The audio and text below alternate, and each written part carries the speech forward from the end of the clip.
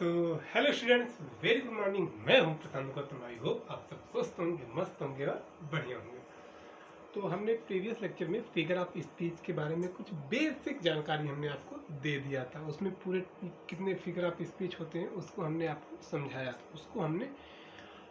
समझाया था, तो आज हम लिख कर ले आ गए हैं। आज हमारी तारीख है क्या, 29/3/2026। तो आज हम क्या लेकर आए हैं, फिगर ऑफ स्पीच। तो फिगर ऑफ स्पीच में जो है क्या होती है फिगर ऑफ स्पीच, एक बार हम उसको समझ लेते हैं। फिगर ऑफ स्पीच क्या होता है? A word that makes our language beautiful, effectiveness and impressive, known as a figure of speech. मतलब कि ऐसा वर्ड जो क्या कहता है, किसी लैंग्वेज की सुंदरता को बढ़ाता हो, उसको इफेक्टिवनेस बनाता हो और उसको इम्प्रेसिव मतलब उसको प्रभावशाली बनाता हो, तो उसे हम क्या कहते हैं, फिगर ऑफ स्पीच कहते हैं। ठीक, फिगर ऑफ स्पीच समझ में आया होगा। अ वर्ड यहाँ पर लिख लीजिएगा, a word that makes our language beautiful, effectiveness and impressive, known as for the figure of speech. That मतलब कि यही फिगर ऑफ स्पीच होती है। तो इतना आपको समझ में आया होगा कि फिगर ऑफ स्पीच क्या होती है। ठीक, फिगर ऑफ स्पीच का मतलब ये हो गया कि किसी भी, या तो इंग्लिश का सेंस हो या तो हिंदी का सेंटेंस हो, उसमें जो है हम क्या करते हैं, उसमें हम आ, किसी सेंटेंस को बहुत ज़्यादा मतलब कि उसको एक अलंकृत करते हैं, इसकी एक शोभा को बढ़ाते हैं। जैसे हमने आपको बताया था कि अगर हम कह दें कि आप बहुत सुंदर हो, तो इतना कुछ इफेक्टिवनेस नहीं आएगा। अगर हम कह दें कि आपकी सुंदरता चाँद के सामने फीकी पड़ जाती है, मतलब कि आप इतना ज़्यादा सुंदर हो कि अगर आपकी तुलना अगर चाँद से की जाए तो वो भी शर्मा जाएगा, आप इतना अच्छा, आप इतने सुंदर हो।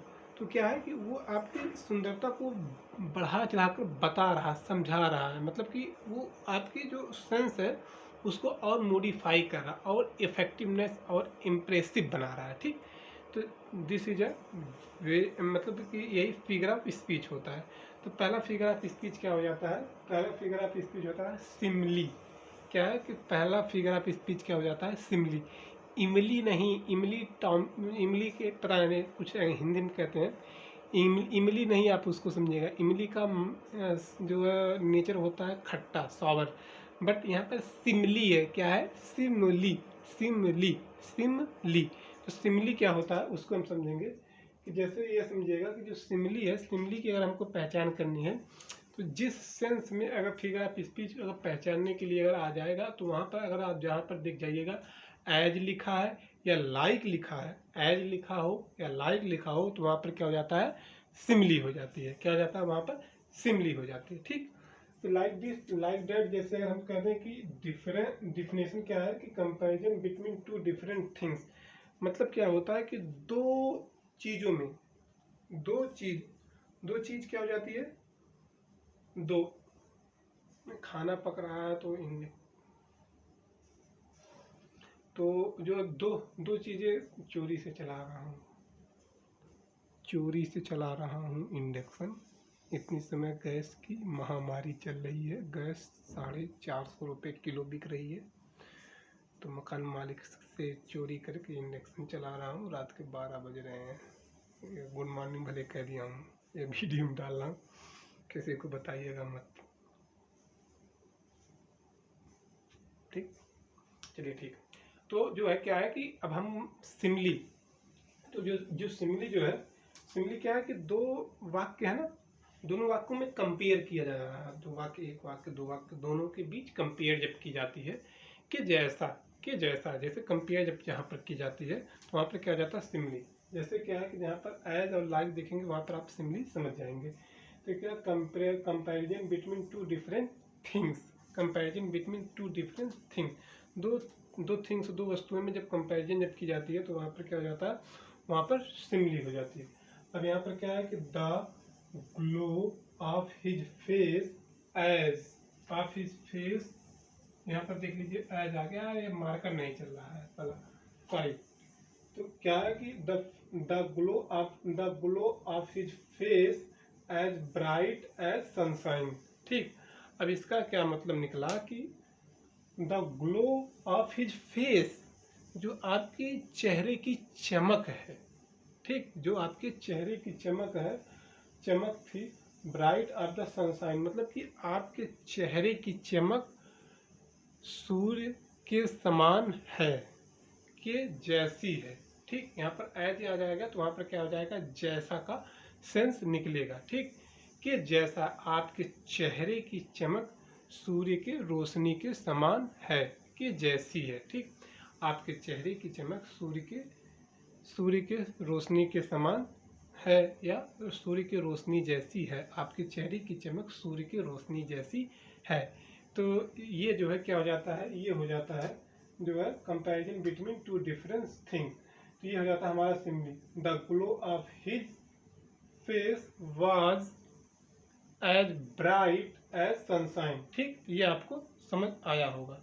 ठीक, यहाँ पे क्या है कि यहाँ पे कि जैसा है, समानता इसमें दर्शाई जा रही है कि मैं मतलब क्या दो थिंग्स है ना, कंपैरिजन बताया जा रहा है ना, कि जो ये कंपेयर के जैसी है ना, कि मतलब कि जो सनशाइन, जो सूर्य की जो रोशनी है, उसके समान आपके चेहरे की चमक है। इतना आप समझ में आया। इसमें कि जैसा, यहाँ पर जैसा शब्द आएगा। ठीक, अब ये यहाँ पर मेटाफर दूसरा क्या हो जाता है, मेटाफर। तो मेटाफर क्या होता है, metaphor as implied Simli, Simli के जैसा, जो सिमली के जैसा जहाँ पर जो इम्प्लाइड हो, सिमली के जैसा जब यूज, मेटाफर में जो सिमली के जैसा यूज किया जाता है, मीन्स मतलब सिमली के ही जैसा वो इस्तेमाल किया जाता है। यहाँ पर मेटाफर में एज या लाइक का इस्तेमाल नहीं होता है।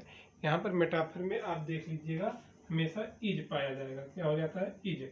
मेटाफर में क्या होता है, इज। अब इसमें आप समझिएगा जैसे क्या कहते हैं, camel is ship of dessert. क्या है कि जो इसमें क्या है कि मान लिया जाता है, इसमें केवल उपमा की जाती है कि मतलब कि आप ये समझिएगा साफ सीधी बात कि कोई चीज़ है, ये मेरा मार्कर के जैसा है। समझिएगा आप, मेरा मार्कर एक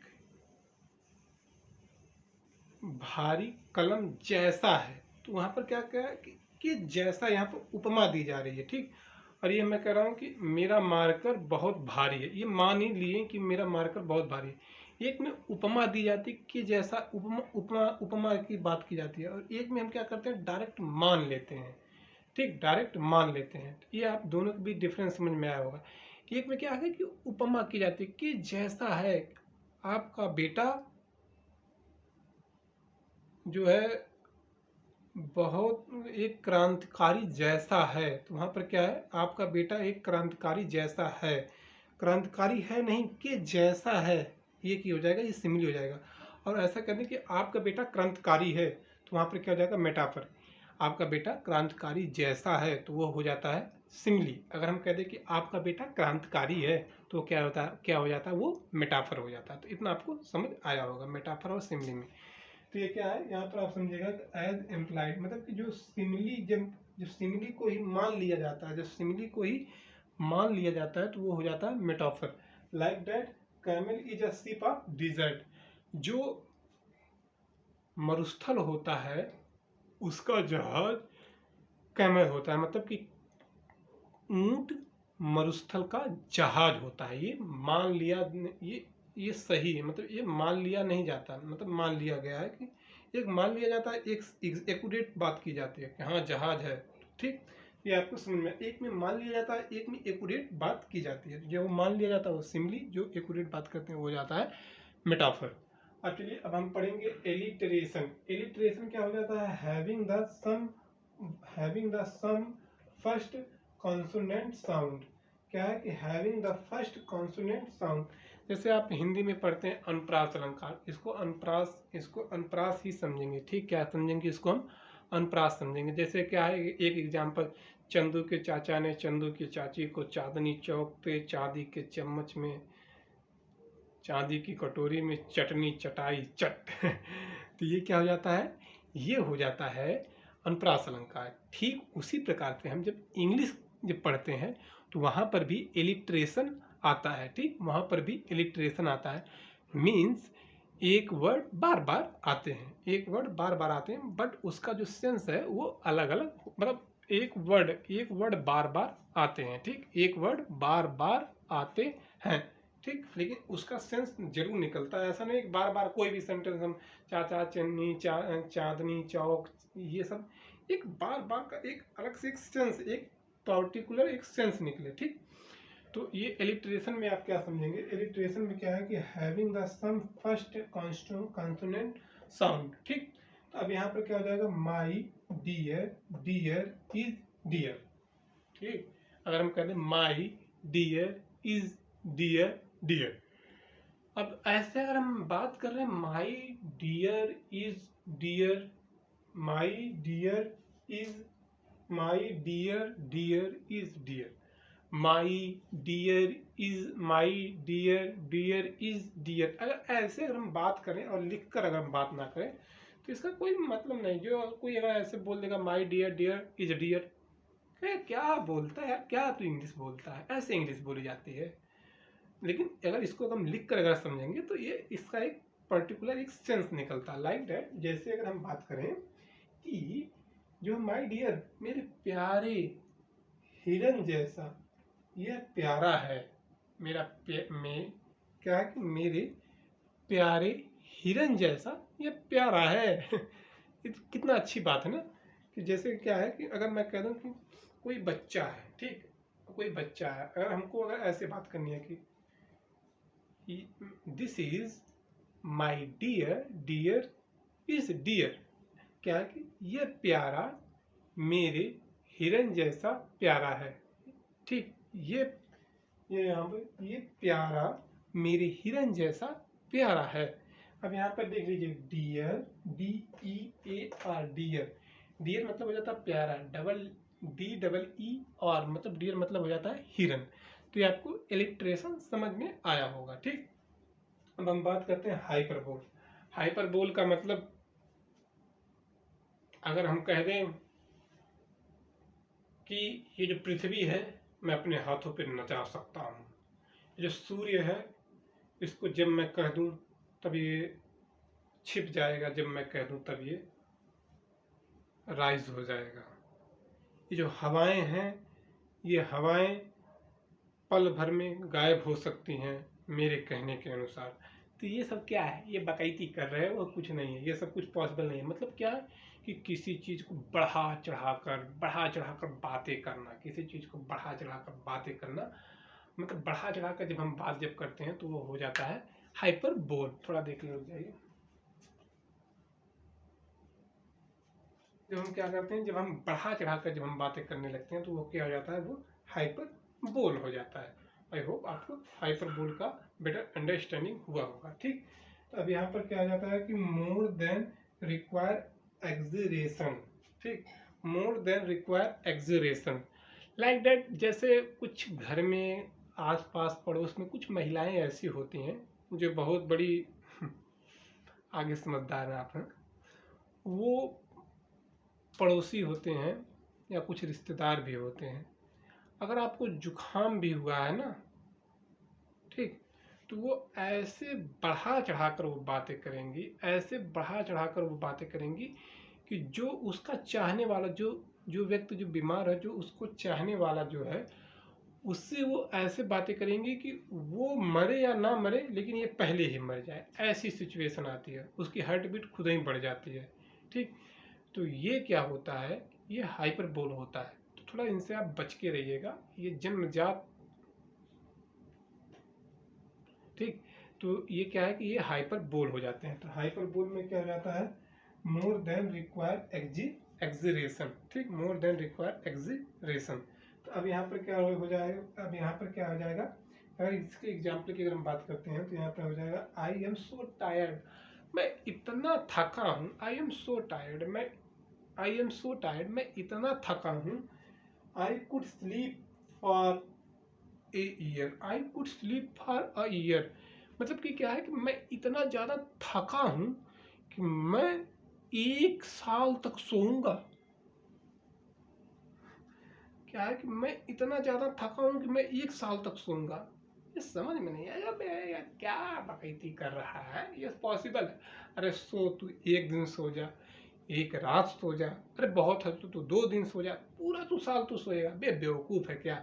जहाँ पर ऐसे जहाँ पर ऐसा जहाँ पर कोई आपके सामने कोई बात करे, ठीक, और वहाँ पर आपको ये लगे कि बेवकूफ़ी वाली ये बातें कर रहा है, जब सबसे आरामदायक, अगर हमको अगर हाइपरबोल अगर पहचानना है, तो अगर हम कोई अगर आके हमारे सामने अगर बातें कर रहा है, ठीक, तो जो है अगर उसको अगर हमको अगर हाइपरबोल अगर पहचानना है, लास्ट में हमारे जब वो पूरी बातें जब वो ख़त्म कर ले, लास्ट में अगर हमारे मन से अगर ये निकले कि अबे बेवकूफ़ हो क्या तुम क्या है कि अगर लास्ट में अगर बातें अगर हमारे निकले कि अबे बेवकूफ़ हो क्या तुम, बेवकूफ़ हो हैं, कुछ सेंस है कि नहीं तुम्हारे पास? तो ऐसी चीज़ें जब निकलने लगे, तो वहाँ पर आप ये समझ जाइएगा कि ये बच्चा जो, ये भैया या बच्चा या जज या जो भी सामने आपके खड़ा है, ये सब हाइपरबोल ही बोल रहा है, ठीक। तो आपको हाइपरबोल समझ में आया होगा। एक बार फिर से हम बता दें कि सिमिली क्या होता है। सिमिली एक उपमा दी जाती कि जैसा जैसा जैसा मेरा बेटा नौजवान जैसा बलवान है, क्या है कि मेरा बेटा नौजवान जैसा बलवान है। खैर मेरा भी समझ ही रहे हैं, अभी ऐसा कोई सिचुएशन नहीं है, लेकिन ऐसा कहते हैं मेरा बेटा नौजवान जैसा बलवान है। बेटा नौजवान है नहीं, बलवान है नहीं, लेकिन उसमें क्या तुलना की जा रही है, ठीक। अब इसमें क्या है कि इसमें मान लेते हैं कि मेरा बेटा बलवान है, मेरा बेटा बलवान है। एक में तुलना की, एक में मान ली, और एक में क्या है कि एक वर्ड जो बार बार आए तो वो क्या हो जाता है, एलिट्रेशन हो जाता है। और एक जो हाइपरबोल है, अगर हम कहते बेवकूफ़ हो क्या, जो बढ़ा चढ़ा कर जो एग्जरेशन की बात करेगा, वहाँ पर हम क्या समझेंगे, वहाँ पर हाइपरबोल समझेंगे। तो आई होप आपको 4 फिगर ऑफ स्पीच समझ में आया होगा। ये आप देखते रहिएगा, जहाँ पर एज लाइक की बात आ जाएगी वहाँ पर सिमिली हो जाएगा, जहाँ पर इज की बात हो जाएगी मोस्टली, जहाँ पर इज रहेगा वो हो जाएगा मेटाफर, और जहाँ पर एक वर्ड आएंगे, मतलब एक ही, जैसे देख लीजिए यहाँ पर डियर डियर डियर आ रहा है ना, इन वर्ड के पहले पहले जो वर्ड है इसमें सब में डी डी आ रहा है, तो यहाँ पर क्या हो जाएगा, एलिट्रेशन हो जाएगा, और ये आप समझिएगा कि ये हाइपरबोल हो जाएगा, ठीक। तो आई होप आपको मेरा लेक्चर समझ में आया होगा। अगर यार वीडियो को देख रहे हैं, समझ रहे हैं, सीख रहे हैं, तो आप प्लीज़ वीडियो को लाइक कर दीजिएगा, चैनल को सब्सक्राइब कर दीजिएगा, शेयर करना मत भूलिएगा। हाँ, थोड़ा सा वीडियो क्वालिटी रफ आ रही है, अभी मार्कर प्रॉपरली चल नहीं रहा है, और हम लिख कर ले आ रहे हैं, तो थोड़ा सा मेंटली प्रेशर ज़्यादा है, जो है थोड़ा तैयारी करके पढ़ाने में थोड़ा सा असुविधा हो रही है, टाइम नहीं मिल पा रहा है, तो ये थोड़ा सा करना पड़ा। जो रियलिटी है वो हम आपको बता रहे हैं, ऐसा कोई चापलूसी वाला कार्य नहीं कर रहे हैं, ठीक।